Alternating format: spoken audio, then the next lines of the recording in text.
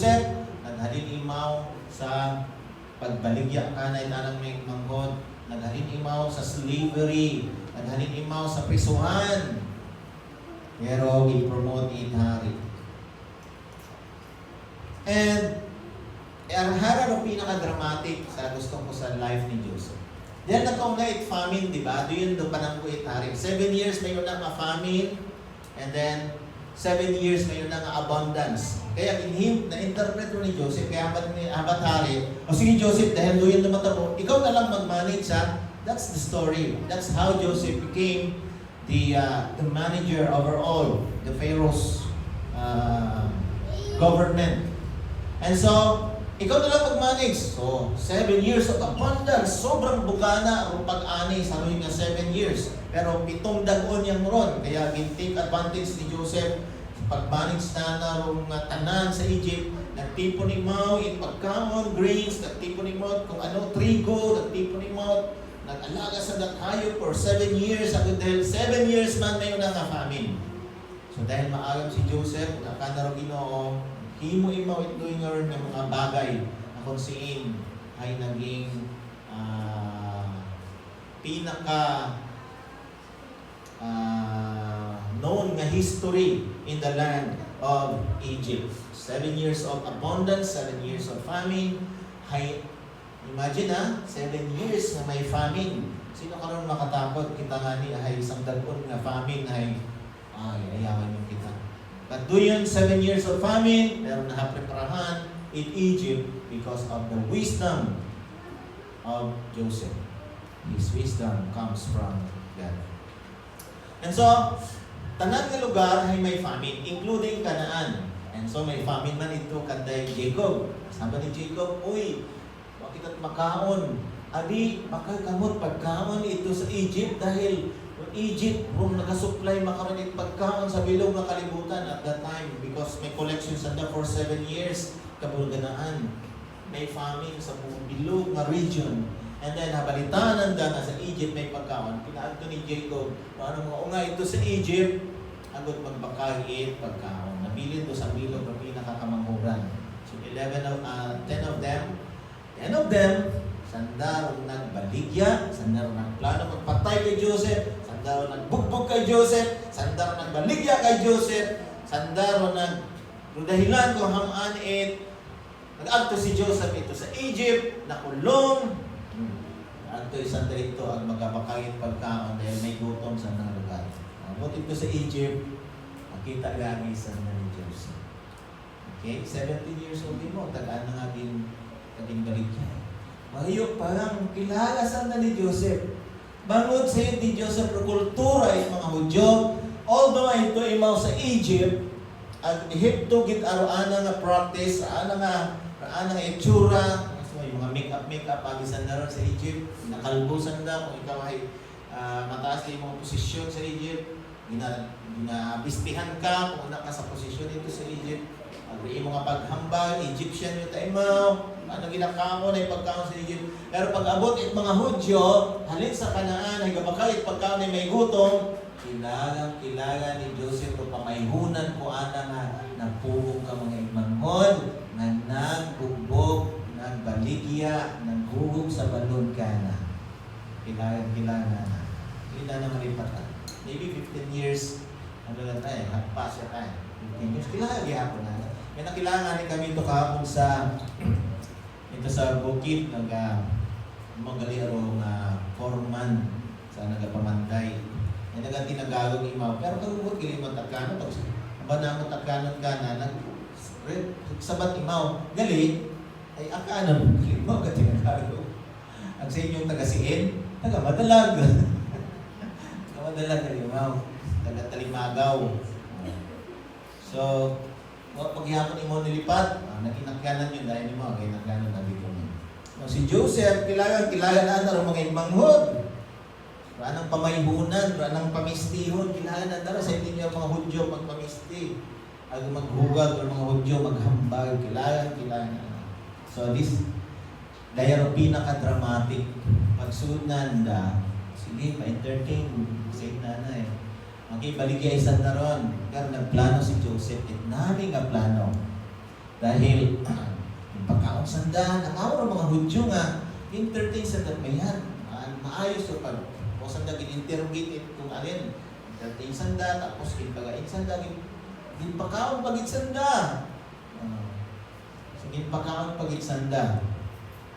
So, nangaw sanda haman it manami tarong pag abibar, buhay nga governor in Egypt, pati ba si Joseph.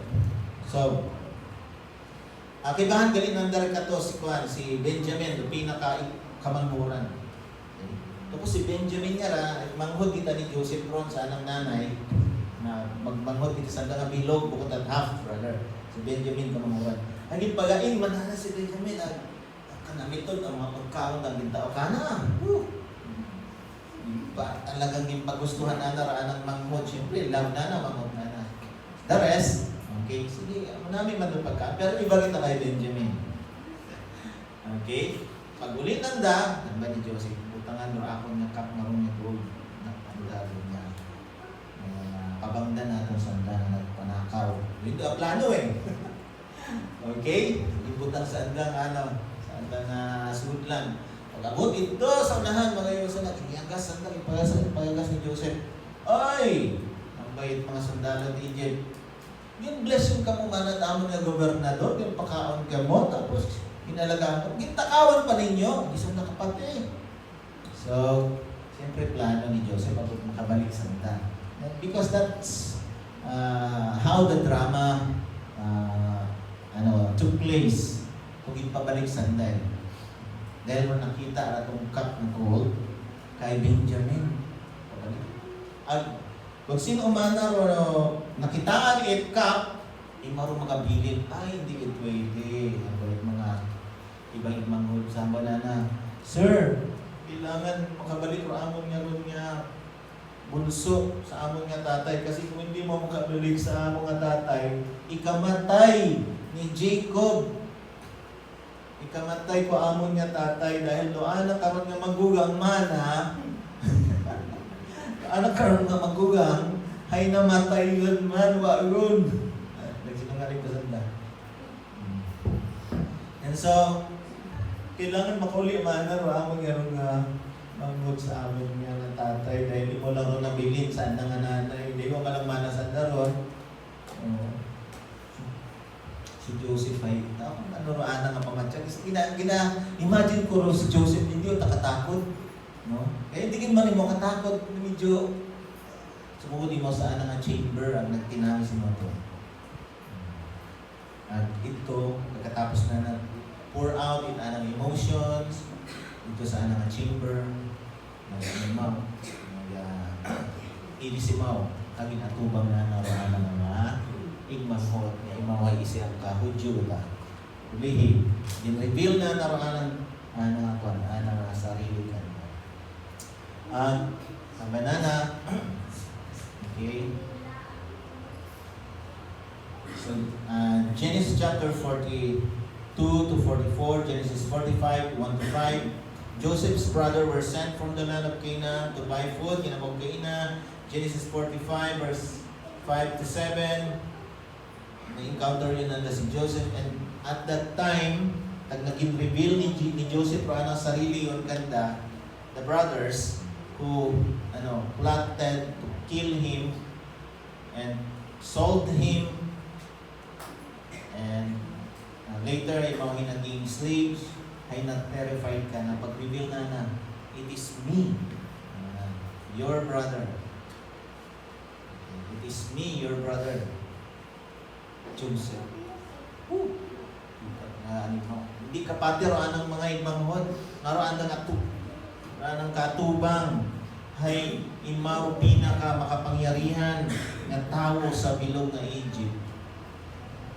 Ang sandahay na terrifying. Sandahay na luhod. Sandahay. Nahadlok sandaway because sa isang suguan ni Joseph, pwede na nasuguan ng mga sundalo in Egypt na sandahay kulong or sandahay pamansyon. Ito. Na-terrified siya. Pero may binahambal si Joseph. Ang napakanami. In-restore ni Joseph roan ang relationship sa anang mga imanghod. And later, Ano para ginobra ni Joseph? Ginpatawag pa na raan nga tatay nga si Jacob. Ang banana, okay, ulit ka mo. At ginpatawag na ka mo.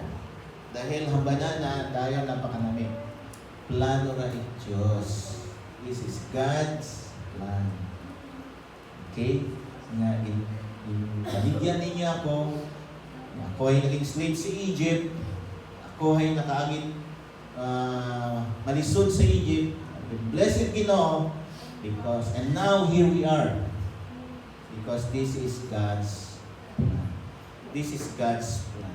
Aba na, ulit ka mo, dalhanin niya si Tatay Jacob, agtut ka mo iya sa Egypt, dahil bugana iya, 7 years pamanda, nag-umpisa pa lang rong famine, pero 7 years lang, malisod, makasurvive sa gutom.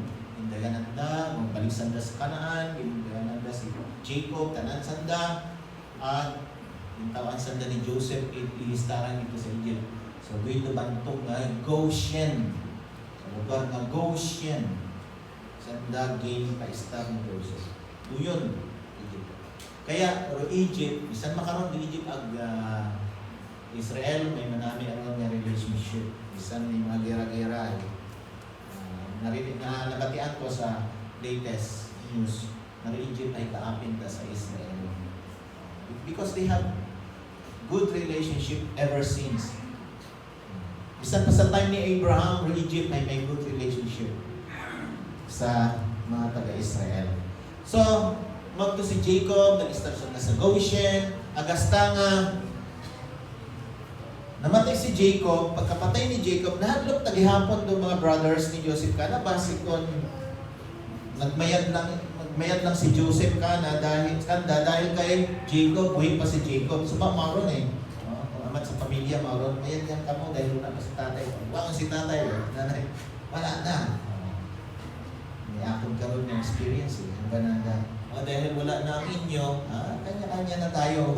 Tapos ng relationship. So nahadlok pagyapon ng mga brothers ni Joseph, pero may word si Joseph, and this is a very powerful, very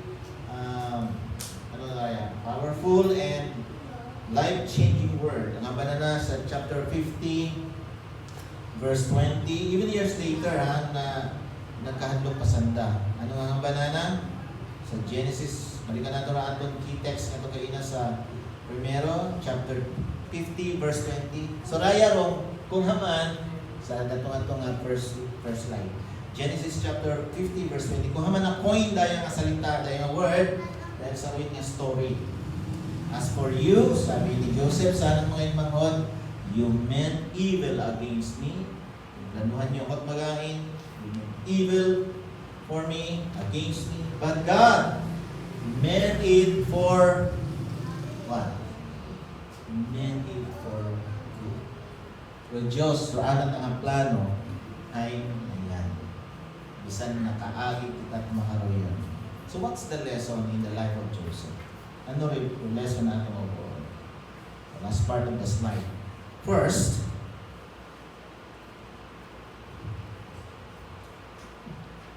understand God's big picture. Si Joseph, he understand God's plan, big picture. Nagyan na rin nga pag maltrato ka ng mga brothers, pagplanong pagpatay, nagyan na rin grabe nga hirap sa Egypt. Siguro habang kabagtas pa ang sandali sa Kanaan bago sa Egypt, ay kung magkasaya-saya ka lang, ginanpunan ka nanda, diba? Magiging yung mga slaves, pinbaligya ka nanda, kaagi mo, sobrang hirap sa pusuhan, sa alima ko, asawa ni Potifar. But it bless it ato na Ginoo. Because He understands.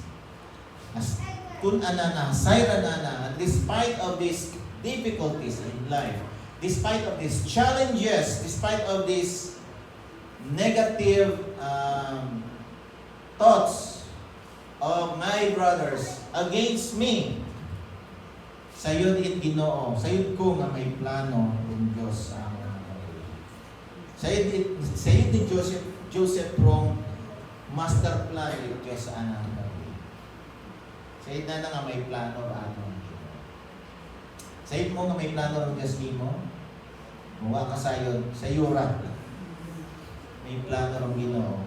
Kuhamat na agyan mo ron, kuhamat na agyan mo ra, may plano aton nga Ginoo. Yun na nga nga nautod kinaraan ng siki dahil gatoy mo sa misyon. Okay, nabatian yung istorya ko nga ron. Ito'y mo sa Papua New Guinea. Ay may mga ano pa tayo ito, may mga cannibals, sa inyo mga cannibals. Ang gakaon ni tao. Ay nabatian na sa Ginoo nga mag-mission ni Mao ito. Hindi pag hindi pero later na nagsunod mo sa Ginoo. Pagsunod na sa aeroplano, nahug, nabagbag yung plano. Okay? Magtusan dito sa cannibal area. Pero sa gihapon nagsunod mo sa ano nimo. Wasan na dayon dahil nabagbag, na-rescue sanda, tapos naguli imaw. Pero dahil na disgrasya, naputura ng siki dahil na ano plano. But because he still hearing the call of God to do mission sa mga cannibals, patayong pagyapon mo. Siminto ra ng siki, magtimaw sa cannibal niya. Abot na sa cannibal area. Yung mga cannibal, talagang gustong-gusto ng dagit, masamitan do tao. So, kabubuo nga to, pagkatukanat mga cannibal ay ginakaon ni mga pag-angkit ko sa asikinana, ang unang angkit, takam na itong unang kita nga, mag-angkit ka na ay natakami mo sa tao. Pag-angkit na sa sikit, yung missionary, pam! Nagkatagtag ng ipon. Pagkatagtag nagdugo, kapita mga kibahan na, abaw, manana, this is not human, this is God. So, in worship na mo. So, naturo chance nga nag-share mo. No, I am not God. I am just only a missionary sent by God. May God di mata, nganing magtuo ka mo sa Diyos. Nagtuo mga kanibal sa Diyos. Yan saan nga itong nasiking nga ginangkit nga matutli. Right? And so, he knew si Joseph sayod nga plano ni Diyos. Despite of the circumstances. And then, what else can we learn from the life of Joseph? Joseph understand that God is sovereign. Sovereign. Makapangyarihan. Dahil yung sovereign, He is in control and trustworthy. Kahit anong nangyari, God is in control of everything. Minsan anong mga bagay nagkakatabo sa akong kabuhi, minsan nakaabot kita sa point nga may namatay katon, may nadisgrasya katon, makita't mahimo, God is in control. May nag-abot ka bagyo, nabagyuhan kita, nalinog, pumutok ang bulkan, nagyulanda, nag-frank, nagbaha, basta sa senior o frank na to, dito kami sa bangang pa ka to eh. Pero kalibog, grabe, rugutay, mananda, binisitahan naman tayo Mami Juliet, nga eskwelahan sa Macau, para kita mo ilaro, yutay. Pero nag-subside bang gihapon, robaha? Why? Because God is in control. Nigeria sa Middle East, sabi natin, end of the world na. Don't worry, still God is in control and trustworthy. And so, God keeps His word no matter how seemingly impossible the fulfillment might be. May word mo kay Joseph sa dream eh. Kaya bisan alin magkatabo, kung mapatian mo ro boses iti na sa imong heart, sa imong spirit, duyon ay tumanon in aton nga Ginoo. And the best part is, in the life of Joseph, sa kanang kabuhi, God never abandoned Joseph. Wa imaw pag-aywanan ni Diyos. Abi mo, tagdikato pa nagatilinangis, kinaiwan ka ulit atong Ginoo. No. Nalala ko isang storya, banana, I have a dream. Ang dream na ko, nakibahan ako ng Diyos sa along the beach. Magkibahan kami. Alright? Matuin yung author. Sa beach nga ron, ay Nag-instorya kami ni God, masadya kami. Pero tagkahaba-haba na mong pinanawan, inaoyin ako. Tapos, pagbalikid ko, wala ko taro Ginoo dahil nasairan ko gawa ang Ginoo. Kasi footprints, di ba? Apat-apat ron. Pagka nagabaktas na mo, kung daywa ka mo ay apat. Ang banana, imbayan ako yung Ginoo. Aywanan ako yung Diyos. Kusin nga, closing kami, mahabaw na akong pinanawan. Kusin nga ginaoy ako, aywan ako ni God. Ang banana, sabi niya, anong sulat. Dahil haman, isang pair of footprints na lang ro nakikita ko. Nagsabat ang Ginoo. Ano, son, my beloved child, my friend, I never left you. Wa ginawa ikaw pag aywan. Haman. Because the footprint nga ron nga nakikita nimo. Hay, bukod imo. Akin ron nga footprint. Si Indo imo. What? Dahil ginakarga namon ikaw. See? Isang ka-footprint yung roan na nakikita at anat na nga pag-isip hay ginaywan mo ang Diyos pero rato galing nga marka footprint nga to ay mga anak kundi anak Ginoo and yung focus yung kata na atin. So God will never leave you nor forsake you. Si Joseph ay ginaywan ni Diyos sa anak kami. Next slide. Medyo nalubat ako ng laptop. So, what can we learn from the story of Joseph? We learn how to respond correctly sa aton nga circumstances. Si Joseph, okay, positive lang tayo mo. Ano man doon nga nagkatapos sa mga positive yata, positive. Life must go on, positive lang. So, agwa gini mo nagpatina kung ano imaw. Imaw nga Diyos, ano pa imaw?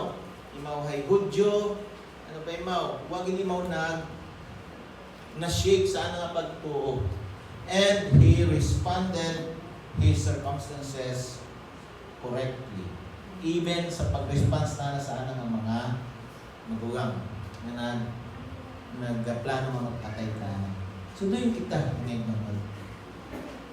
mag-response kita sa atong circumstances as if or as a child of God. Amen ba? Pag may problema, response like a child of God. Hindi nga mag-response ka parang kalimutan kagyapon nga wala kilala sa Diyos. Okay, sometimes may isip ka pa sa maisog. May isip ka pa sa maisog. Response like a child of God. Sa mga nagatrabaho, behave like a child of God. If you are being mistreated sa trabaho mo, sa school mo, if boss mo, response like a child of God. Like a professional. And so, si Joseph nag-respond si Mao as he is a child of God. Again, bless him with atang Ginoo. And so, ano raan ang response? Faithfulness kay God, love and forgiveness sa ng mga magugang. And that's how God blessed him and promoted him. And above all, ano pinaka-hulihingan? Realization sa anong mabuhi. Na-realize that what your haters meant for evil, God meant it for good. Akika raan ng mga magulang Pero safe na may plano waron discern kita ng mga magulang. Pero si Joseph safe na plano ng Diyos, master plan of God. Safe na nga kung may plano ng Diyos, tumano ni Diyos raan ang plano sa anong gawi. And because of that, I need to behave like I am a child of God because I understand the plan of God and then I know that God is sovereign, that He is in control, that no matter what happen, what circumstances may be facing, then I need to respond correctly, rightfully, righteously, faithfully, with love and forgiveness. And so, bless si Joseph, an unimaginable blessing. Imagine to stand as the most powerful person in the face of the earth. At that time, the Egypt pero nag-reign sa libutan. Parang Amerika ba? Or, diba? Yung mga powers. At that time, ay Egypt, yung pinaka mabasko. At si Joseph ay naging governor sa Egypt. The most powerful man in the world. So, Joseph is just like us, ordinary people. Who knows? Yung iba kato niya ay maging sikat nga boksingero kapareho ni Manny Pacquiao. Diba? Sikat nga singer kapareho ni Marilia Caina. Sikat nga mga wag kita kasay kung ano planet Diyos sa Euro na and know that He is sovereign and He is able. And so that's the life of Joseph. I hope you get something from the life of our protagonist for today. So in the life of Joseph. May I request everybody to please stand for the closing of the message.